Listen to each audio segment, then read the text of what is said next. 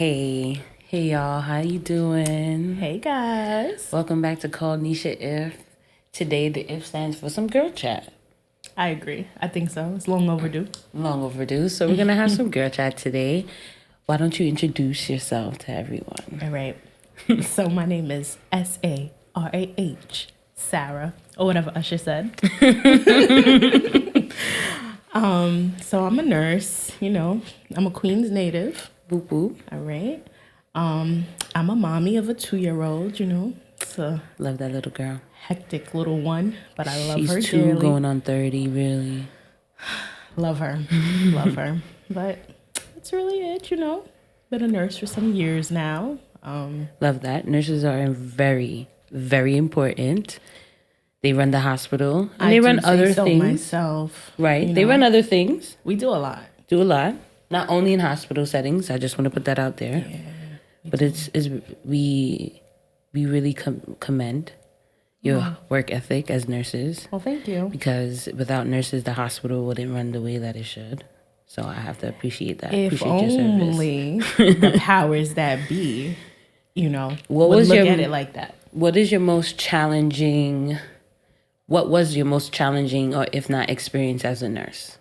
Anisha, really with these questions now? Just one. Just give me one. Just one. Because I know some people, are very curious about nursing and different fields that nurses go into, especially in the medical field or if it's outside of medical. So, as a nurse, your average nurse, First of all, I'm not your average. She's not. Sicker than your average. She's not your average. I should say she's an award-winning nurse. Awards yearly of recognition. I don't like to brag or boast about it, but to answer your question, though, one of the hardest times about being a nurse was when COVID hit. My unit was the first unit to turn into a COVID unit. Oh, wow. We didn't know what to do, how to take care of patients. It was kind of just like you were thrown into the fire and you kind of had to just jump in and do what you have to do. And I will say this, for people that go into nursing and don't truly care about what they're doing and they don't care about their patients, it's not something that I recommend because boy, oh boy, that was a treacherous time. And if I didn't love what I was doing, I would have quit right then and there. And I can understand that. COVID was one of those times when, something that you don't have no clue, no understanding about, nothing, and it just hit. How many times have you had COVID? Oh boy, I'm the COVID queen. That's what I'm known as, the COVID queen. I had COVID maybe about 6 times, 7 times. I can't even count anymore. Every time you turn around, I have COVID. It's horrible. It's crazy though. Yeah. But look how far you came. You lost a lot of people. So RIP to families that have lost loved one during that time. But you're here. I sure am. Still doing your thing. Alive and kicking. Mommy in. COVID was the reason why my baby happened, I took it back to the baby boomer stage when they didn't have nothing but nothing to do. Nothing to do. That's all they did. That's true. Everybody was just reproducing. That was the thing. Yeah, that was it. And she's definitely a COVID baby. I would say so myself. Yes. That girl, I love her. That's my goddaughter. I love her. She's my best friend. She'll tell you. Yeah. I'm her sister or her best friend. Where's Nesha? Where's Nesha, my best friend? That's my best friend. It's cute. I always talk about my god kids. I love them. I love my god kids. But how social media has, turned COVID into a big thing. People laugh about it now because it was one of those times where people were home. People were dealing with even mental illness as well. Some people that didn't know. I talk about the Risa Tisa story last pod. That happened during COVID. Yeah. She didn't have nothing to do. But no, I really feel bad for her. That was a tough time, I'm sure. To be going through all of that and then the world is kind of shutting down and you don't even know which way to turn or how to go. So yeah, dealing with hard. someone like that and didn't even know that they were dealing with that. I mean, I've had my experience dealing with a guy or men that have had some mental illness. Maybe not diagnosed, but they were dealing with something, depression, of course. Yeah, that's a very common one. Very common. And then depression just is it's like a gateway. It usually manifests off into other things. Of course. You know. And just trying to figure out what to do, especially when you love somebody, right? You're in a relationship with somebody for a long period of time and you love them. You know, you try to figure out, like, you know, what to do to help them. Have you ever had any experience dating someone? Did I? Did I? What was the most, when did you know? Like, let's talk about, when did you know that this person had something? You know, I knew for a very long time, right? But my eyes weren't seasoned enough as yet. I'll put it like that. And as time went on, I think because I was really in love, and when you're in love, oh, thank you so much. You know, it was bothering me, and I couldn't figure it out. Couldn't find it. Thank you. I got you, but yes. But yeah, my eyes weren't seasoned, so there was a lot of things that I kind of just put to the wayside because, oh my God, I really love this person, and you know, it's blind. You know, love is blind. It'll take over your mind. What? All right. So, but no, for real though. I would say maybe a little bit after I became a nurse is when I really started to key in on certain things and certain behaviors.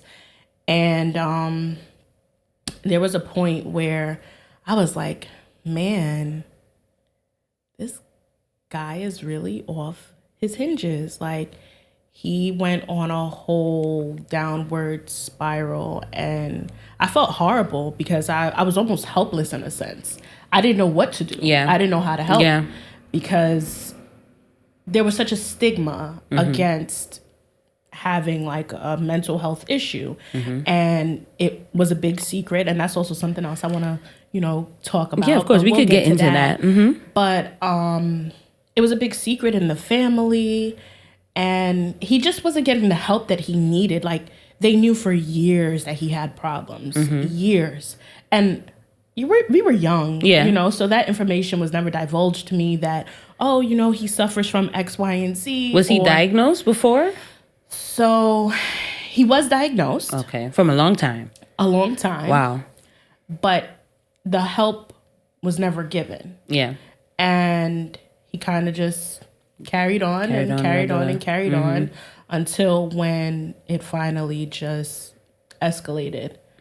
And it was bad. Yeah. It was really bad. So he had a manic episode. Numerous times. Some scary ones too. Well, I don't want to divulge too much, but if you can, a scary situation. Maybe something not too scary, but if you can. Yeah. So like, I'm trying to think because there were so many times, but there was a time when he called me and he's like whispering in the phone, and I'm like, I can't hear you. And he's like, the aliens are after me. And I was like, oh boy. I was like, I don't even know what to do. Because I had just became a nurse at this point. So I'm fresh. You know? Like, you don't know what this guy is saying. Oh my gosh. I need to get him to the hospital. Yeah. But then he was afraid to go to the hospital because he thought that they were going to kill him if he went to the hospital. Because now he thought the FBI was watching him. It was a whole long... Delusions. Yeah. He was hearing things. Seeing things. He wouldn't allow me to bring my phone in his house, because he said my phone was bugged by the government, and they were listening to our conversation. And sometimes you just gotta laugh at these things, but even though it's so serious, in the moment, you know. No, it was really real in the moment. It's real. That was scary for me, like, because watching somebody that you love, literally going through something that they can't control. Yeah. It's tough. It is tough. It's tough. It is tough. It is tough. I felt the same way dealing with a guy that I was dealing with, and we've been dealing for years, and even before we got serious, like, I just saw some things, but I was like, maybe, especially like you said, we're young. This is like 10 years ago. Yeah, I'm sorry, just, but yeah, this is 10 years ago. We were younger. I didn't understand as much as I do now or have the knowledge. You know what I'm saying? Yeah, you could assess a little bit more now. Right. And I did have love for him. Like, that was my friend. Like, before anything, that was my friend. We were road dogs. So, like, during the years, I just seen him deteriorate. Like, I just seen how his brain development that he was supposed to have had. Yeah, it wasn't there. Slowly deteriorate. And, I thought it was maybe like a learning disability. But after a while, when I seen how he kept up his hygiene became horrible. Oh, yeah, that's usually another telltale sign. Yeah, that's like the major sign. That's a major sign. That's a big one. Usually in the beginning, it starts to manifest that way. And then, you start seeing all the other little things start to intertwine. Yes, I agree. Because, like, even with my job now, or for throughout the years, I've been working in the same field. And throughout the years, that's like a telltale sign with the individuals that we work with. A lot of them have bad hygiene. And, they need to be prompted in order for them to take care of their hygiene, because it's not something that they feel like is of an importance to them. Like how we know, like, that's a part of our daily living skills. We brush our teeth, we take showers. Yeah. So, I mean, a lot of people don't take showers daily. That's another topic for another day. However, for you to feel clean, you take showers, you brush your teeth, you comb your hair, So I've seen that. And then what I seen in him was he was paying for things that he didn't need to pay for. Oh, the delusions of grandeur. Yeah. Oh, that's the one. You know? They feel like, oh, you know me. You know who I am. Yeah. I don't have to worry about nothing. Yeah. So it was one of those situations. But when you love somebody, you think you can do whatever you can to be there to support them. However, it becomes too much. Because then you forget yourself in that moment. You forget who you are and who you guys were supposed to be in that relationship. And that's the most important part of, trying to even find yourself, to be you. So dealing with somebody that have a mental illness can be a lot. Others, if they're taking their medications, it can work. Or if they're seeking help, it can work. It can work, of course. They're humans. Right. We're all human. I don't think anybody is like perfect, of course, so to speak. Of course. Right? And I think we all suffer from some type of like mental illness. You know what I mean? Some higher levels than others, but I think we all suffer from something. It's just the extent. But I have a very soft spot for people who suffer from mental illness. Me too. I've seen a lot, even like having a family friend. Family becomes like a cousin or whatever it is. She displayed some erratic behaviors, and that was a real trying time because she was at my house for like almost a week. And yet again, this was while I was studying to become a nurse. So you was gaining the knowledge. Definitely gaining the knowledge. And the experience. It was tough with her too. And to even talk about like being in families, right? We come from a Caribbean background. You had both. I have the Jamaican background, but you have the Jamaican and Guyanese. And those things, they're not talked about. Nope. It's hidden. It's hidden. Like hidden. Growing up, it used to be, and I was diagnosed with depression from when I was 12. But it was difficult, and I understand now from my mom because she didn't understand. Why am I as a 12-year-old depressed? In their mind, they don't know what depression is. They don't. They never grew up. Anxiety. They never grew up. The only thing they know is stress. And they know stress kills, but they still stress.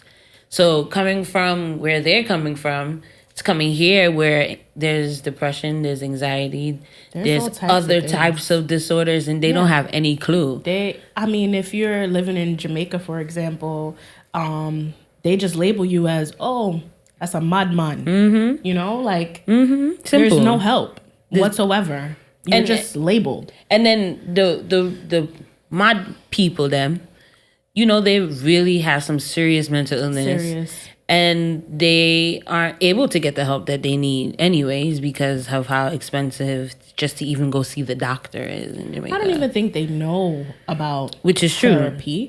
Therapy, or even just to even the extent of that, the fact that there's mental disorders, mental illness. Yeah. They don't think you're ill. You can't be depressed. Yeah. What is that? What do you need to be depressed for? Right. You don't have a job. Nope. You don't have kids. No. Well, I'm talking about like, when you're younger and you're saying, "Oh, I'm depressed," or "I have anxiety." Are you sad? Yeah, sad. That's another you big can't one. be sad. What are you sad for? What are you sad for? And it's like, well, I have emotions. I have feelings, right? I'm entitled to feel sad. Yeah. But even when you're happy, what you so happy for? So that's another thing. So you can never win in that one. You can't be emotional. You can't be too emotional. You can't be too emotional. You can't show the emotion. And it's very sad when you think about it, right? Yeah. Because as kids, that's when we're supposed to be emotional. Mm-hmm. But we're taught to not be emotional. Mm-hmm. Maybe that's why I have emotional availability issues too. Because even when I did have depression, it was even hard for me to speak through it. I was just thrown into a different world of making me happier instead of actually targeting the issues that I was experiencing. That's how it is. That is what we're taught. That is. Legitimately. That's how we're taught. Just change the trajectory. That's just it. Yeah. That's all we can do. I mean, it shouldn't always be like that. I feel like even now when I'm dealing with like my family, I try, even with my nieces, I try to even have that open communication. Because, even though we're in a different generation, where we feel like our generation is more open. Our generation is way more open to seeking therapy. Yes. Getting help. Recognizing that, oh my God, something is wrong. I might not know what it is, but trying to figure it out. I agree. And like you said, with even the open communication, that's something that's super, super important.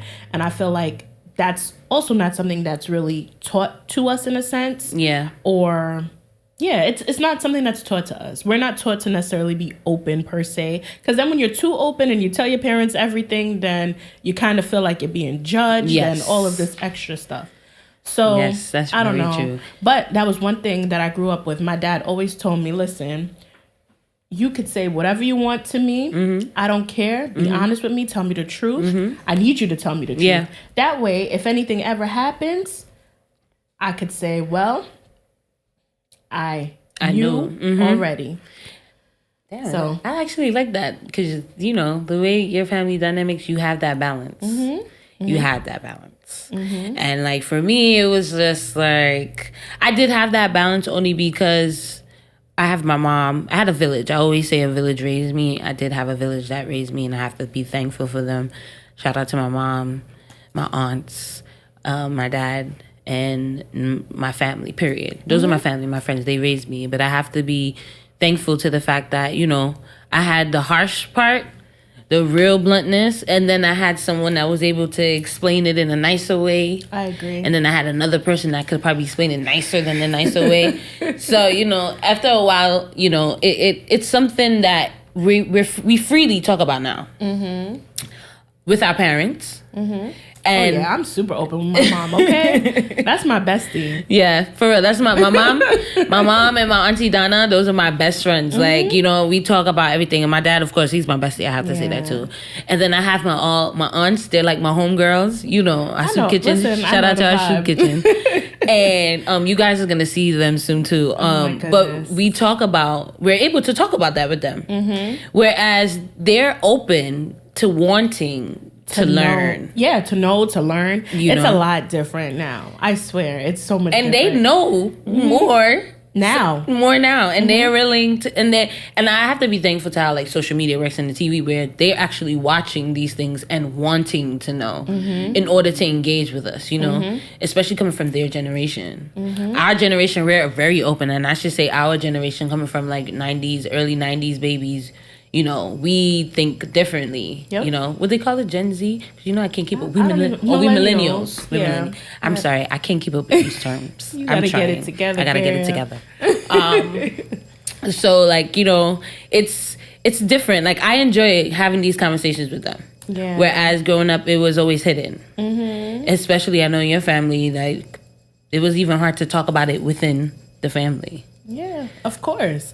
I still feel like it's always going to be hard, but it's just super important to keep like an open mind when talking to your kids about whatever. And, you know, the goal is to always do better than the last. Yeah. You know what I'm saying? So, like, even for me now, I have my daughter. I want her to be able to come to me and talk to me if she's feeling sad, happy, indifferent. And she would tell you, but she would tell you now. Yeah, she will. She's very, I'm sad. Very expressive. Very. And I love that. And I just really hope and pray that she continues on that trajectory. So that way I know what I'm doing wrong as a parent or what I'm doing right as a parent, you know? How does it feel to be, I'm sorry to cut you, but how does it feel to be a mom in 2024? 2024. Like growing up with, you know, mothers and families, and then the fact that you're a mom. You know, I actually love it. I love it. And I'm super thankful even for just me having my mom there now. And like you said, a village. It takes a village to raise a child, and a good village at that. Yes, a good village with morals, respect, the whole nine. I agree. So I'm good, honestly. I have nothing to worry about. Like, and I really do feel like, and sometimes I feel like I don't give my mom enough credit, or maybe I do, but I just don't say it enough, and that's probably like one of my flaws. But I'm super thankful for her. Yeah, she does a lot. She does, especially when it comes down to that little girl. That's her best friend. Their little relationship, or should I say big relationship? Yeah, their big relationship. It's amazing. They're best friends. They're like legit best friends. Okay, like Zoe will say I'm her best friend, but no, that's she's top tier. Her best friend. Yeah. Her sister, her best friend, whatever you want to call it. A little bit of everything. Sometimes she don't even want to be with us. No. She would just be with her. She'll abandon me. But it's okay. But I love that. Yeah. I love that because I see that with my mom and all of her grandchildren. I don't have any. My sister has all of them. Kudos to her. I'm very happy for her. But they love their grandmother just like how yours is. I'm gonna call grandma. Where's grandma? They love calling my mom, and it's video chat because they live in a different state. And I love that. Even though my mom was away with me and my sister, she has changed for the kids. That's what I like to see. I think grandkids just in general just change them into being this whole different being. I don't know. They turn out to be totally different people than what we were when we were younger. Okay? I mean, I told her she needs to keep that same energy when I have mine. So let me ask you a question. What are you thinking about it? Having kids? So it was the crickets. I feel like as a woman today, right? There's always the pressure of age. Being in my early 30s, I thought I would feel like pressured. But I'm not. No, you shouldn't be. And I feel like, in all honesty, no shade to nobody, no disrespect. I just feel like we should really take heed in really picking or choosing who we decide to reproduce with. Not only for the sake of the child, of course, and this is all the way around, and I'm not just talking about personality-wise, because that's major. Mental illness is hereditary. So not just that, but also genetics-wise, you know? You have to know who you are dealing with. And I think because of that, I'm actually cool with that too. Personality-wise as well, I should say that's a big iffy to me because, Jesus, Lord help me. I myself, I know I have some issues. Like I have discussed, I have commitment issues, big commitment issues. I think we all have issues. I got commitment issues, but I'll fix it for you. But yeah, but the flaws that I have, I know. Like I know that I suck at really taking the time to understand somebody's feelings. I suck at that because I feel like from what you have shown me, I'm supposed to gather the information. But if you're not going to give me effective communication, I'm just going to judge it by what has been shown. Whereas some people are going to say, in my previous experiences, some people will say like they have put it out there, but I'm no mind reader. So I know that's a flaw, especially in a relationship. Yeah. Right.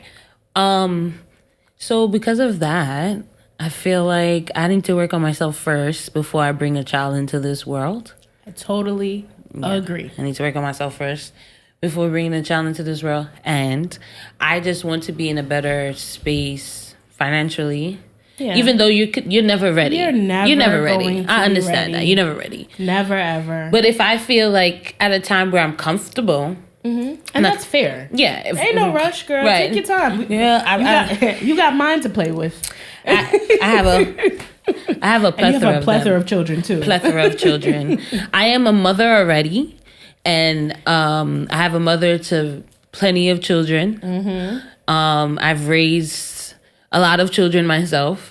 So I'm not really too much worried about the child. I feel the same way. I feel like I was a mom for a long time. Yeah, especially when you have nieces and nephews. My first niece was born when I was 8. Yeah, mine was born when I was 9. Yep. So I already knew. I knew the vibes. He's 23 now. Yeah, I just feel old. Shout out to him. And he's the only boy in our family, so shout out to him. You just told your age. It's okay. I'm in my early 30s. I get carded every time I go. How about the other day I was at the dentist, and I feel like she was kind of dragging it, but she was like, "That's your daughter?" I'm like, "Yeah, what's up?" She's like, "How old is she?" So I told her age. And then she goes, "I thought you were 18." And I was like, 18? Honey, I love that. She dragging it. All right, 18, I'll take it though. Yeah, but I like to get carded, right? Because me too. It makes me feel young. Especially in our natural state. And I get carded the most times when I'm in my natural state. Like these braids and I wear my glasses, they think I'm like 18. They always think I'm like 18 with that. And I love that. Black don't crack. I have to thank our genetics for that, okay? Okay. I have to thank our genetics for that. We have some good genes, good teeth, good all of the other stuff. Because, yeah. But, I actually like that, though. Getting carded, feeling young, but you're still young. Yeah. Do you want to have more children? Is that like something you feel like? I do want to have more children. How many more would you have? Listen, whatever God grants me is what I'll take. Perfect answer. Perfect answer. That's okay. Perfect answer. Perfect answer. I'm in no rush, but I do want to have more. I feel like, my daughter needs some siblings. Yeah. Not just one sibling, but, siblings. Siblings. She can have siblings. She's gonna have some cousins from me sometime, whenever the time is ready. Like I said, it's no rush. I'm single. I'm single, free, and disengaged. Okay. I am, I'm still trying to figure out me. Because in all honesty, my commitment issues have me on a different thing. I'm still trying to figure me out. Yeah, everybody's still trying to figure it out. After becoming a mom, that's another thing that I feel like people don't really talk about is after you become a mom, you kind of lose yourself in a sense because you get so wrapped up in actually being a mom that you don't even spend that time on you. Okay? Like, it's bad to the point where now, if I go to Target, I'm buying everything for her. I don't even buy nothing for myself. And sometimes I feel guilty buying something for myself, and that's crazy. And I tell you should treat yourself. Yeah, but I can't help it, though. That's my girl, But it's something that people don't talk about a lot. Yeah. Mom guilt. That's a thing. It's a big thing. That is a big thing because you feel like you are enjoying yourself, and my kid is supposed to be here enjoying everything that I do with me. And that's also very fair. It is, right? But at the same time, it's like you still need that time for you. Because if you can't rest and recover to come back even better for your kid, then I agree. I agree and I understand.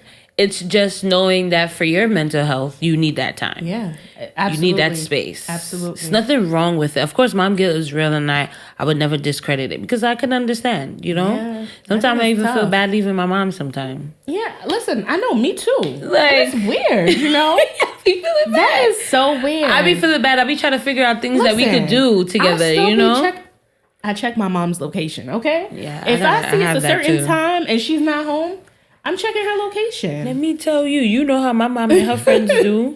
They be out. Listen. I feel like you know, they say after you retire, the time and age you're really supposed to enjoy life. I love seeing my mom and her friends. And let me tell you, okay, you know, they going on a cruise in a couple months. Okay. You know them already. They go to their day trips. They go to Washington, D.C. They went to Philly. They going upstate. They going shop. They have their trips that they plan. They even have their dues. Listen, that they have like a soup kitchen. That's when they be talking about it too. Yo, you know, they have all of these things. And I'm saying to ourselves, and they are living in a life where a lot of them are still, they're feeling the age. They're feeling their age where their knees are hurting. Everybody has some type of disability. Or everybody's dealing with something in their body or, you know, some type of illness. But they're enjoying life. Yeah. And then when we talk to them, as they should, because they've raised kids, they worked hard, and I love that. But they look at us like, why are we stressing out? And we're younger. We should be doing these things because we're able to enjoy it more than they should. But we're stressed because we got to make sure it's life. It's adulting. We got to pay bills. We are the new adults now. I mean, they're still the adults, but we're adulting. The new adults. Yeah, okay? Yeah.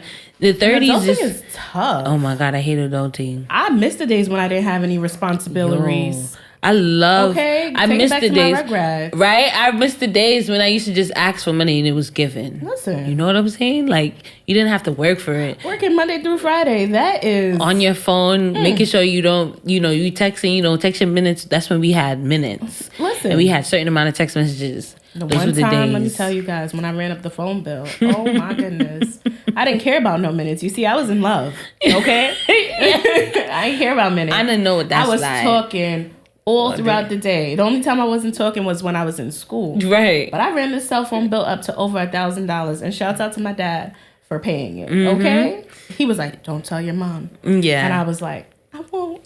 I was a house phone lover. Can't hide it. I think when I was growing up, I wasn't really like a. Of course, I was on the phone. I've always had a phone, but computer was a thing. You know, we had computers, and we actually did stuff on our computers. AOL, all of that. We actually had stuff like I think the computers nowadays they really don't even come with games. Like we had the normal games when the internet was down. I don't even know. I don't know if the computers come with games. I don't think so. But do people still even get like full desktops anymore? I feel like everybody gets like a laptop or a tablet. And we used to have games, like you know, like good old solitaire, Minesweeper. Minesweeper was my thing. It took me 3 years to understand what I am doing in Minesweeper. Clicking. I used to click it, but I used to be understand why does this two? And then I said, you know what? I'm getting upset with this, and I need to just understand what Minesweeper was. But it was a peaceful time. Yeah, it was a less stress. The kids these days, social media just takes over everything. It's so different. I just really pray for this up and coming generation. I actually agree with you. It's tough. It is tough. I think social media makes or break mental illness as well, right? Yeah, it does. There's a lot of people that are promoting it, you know, telling people to get awareness about it, like telling people to seek help. And then you have people that are... I don't even mean to cut you off, but the other day when I was in the hospital, I looked in the elevator now, and I thought that was so amazing. In the elevator, they actually have the phone number to call if you have if you're having like an emergency, a mental health emergency. And I really love that because, yet again, it's like these things when I was younger, they weren't as accessible. They weren't. You know? And the fact that more people are starting to become more aware of these things and allowing that safe space, so to speak, I love it. I love that too. I'm a big, I'm counselor and trainer, so I'm big on the things. And the 988 number comes in handy for a lot of people. They have the crisis hotline, in which would you ever volunteer to do something like that? I told you, mental health for me, soft spot. Yes, they have this movie that's called The Listener about a crisis hotline worker. Oh yeah, that movie was kind of sad though. Yeah, but it's just an eye opener of what people deal with, and then the people that come into position that want to help those people, which is a good thing. Which leads me into my last segment, which is the verse of the pod. All right. And the verse that I have today is Psalms 23.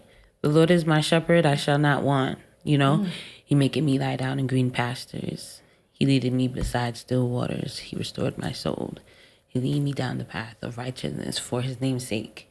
Yea, though I walk through the valley of the shadow of death, I will fear no evil, for thine is with me. Thy rod and thy staff, they comfort me. Thy prepare the table before me in the presence of my enemies. I anointed my head with oil, my cup runneth over. Surely goodness and mercy shall follow me all the days of my life, and I will dwell in the house of the Lord. That's just one of those scriptures that my dad always tell me to say in the mornings. So when I get up in the morning, I'm in the car, I say my little prayer and my little scripture. And it's just to know, I'm always big on knowing that you have your, who do believe in God and whoever your God is, just to know that, you know, you're their shepherd. The Lord is my shepherd. I should not want. You know, like he's your shepherd. You're the sheep. He's gonna protect you. He's gonna guide you. He's gonna give you everything that you need. You know, once you believe in him, that he will protect you. Preparing the table in front of my enemies. That's a big one, because you know they say keep your friends close, but keep your enemies closer. They can make or break you. So you never think your enemies are always negative. You know, nope. They're not always negative. The person who loves you, yeah, quote unquote, the but most. You could learn from them more than you can learn from your friends. So it was always good to remember that. So it was nice having you here today. Yes. Yay! Remember, call Nesha. Thank you for coming. Would you be able to come next time? You know, I'm always down. I told you already. They call me SARAH.